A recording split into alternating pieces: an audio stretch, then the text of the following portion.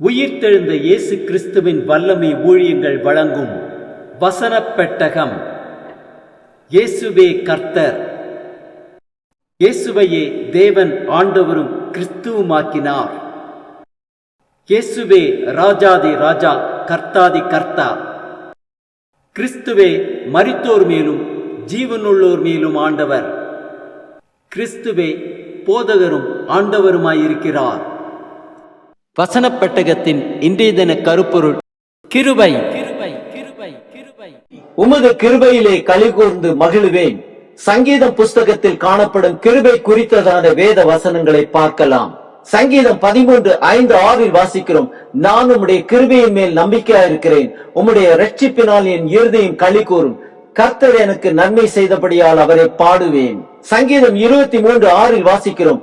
என் ஜீவனுள்ள நாளெல்லாம் நன்மையும் கிருபையும் என்னை தொடரும். நான் கர்த்தருடைய வீட்டிலே நீடித்த நாட்களாய் நிலைத்திருப்பேன். சங்கீதம் 25:6-7 வாசிக்கிறோம். கர்த்தாவே, உம்முடைய இரக்கங்களையும் உம்முடைய காருண்யங்களையும் நினைத்தருளும். அவைகள் அநாதி காலம் முதல் இருக்கிறதே. என் இளவயதின் பாவங்களையும் என் மீறுதல்களையும் நினையாதிரும். கர்த்தாவே, உம்முடைய தயவை நிமித்தம் என்னை உமது கிருபையின்படியே நினைத்தருளும்.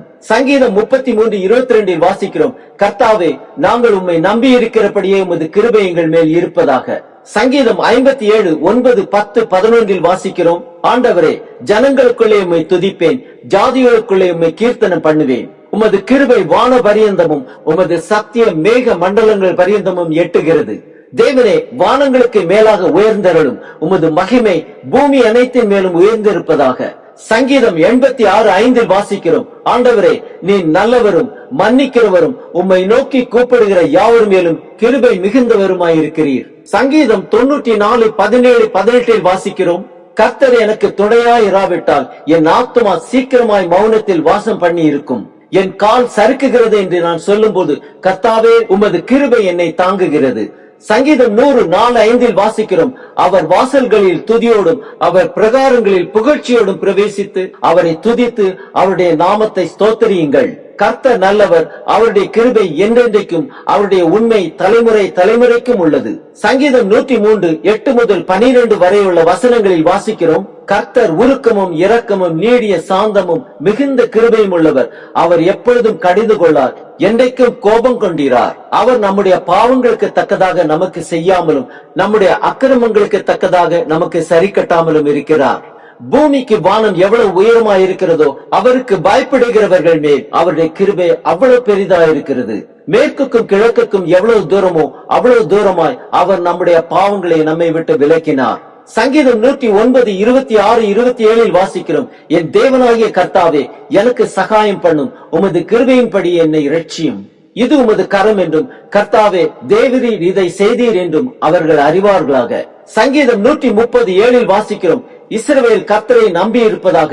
கர்த்தரிடத்தில் கிருபையும் அவரிடத்தில் திரளான மீட்பும் உண்டு.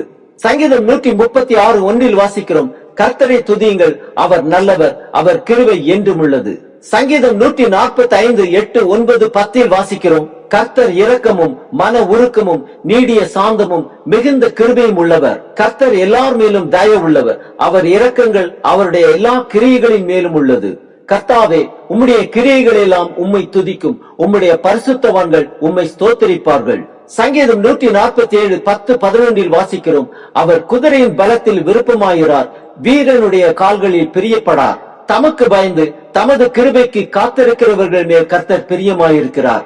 ஆம், நம் கால்கள் சறுக்குகிறது என்று நாம் சொல்லும் பொழுது கர்த்தருடைய கிருபைதான் நம்மை தாங்குகிறது. ஆதலால் நம் ஜீவனுள்ள நாளெல்லாம் அவரை பாடி கீர்த்தனம் பண்ணுவோம்.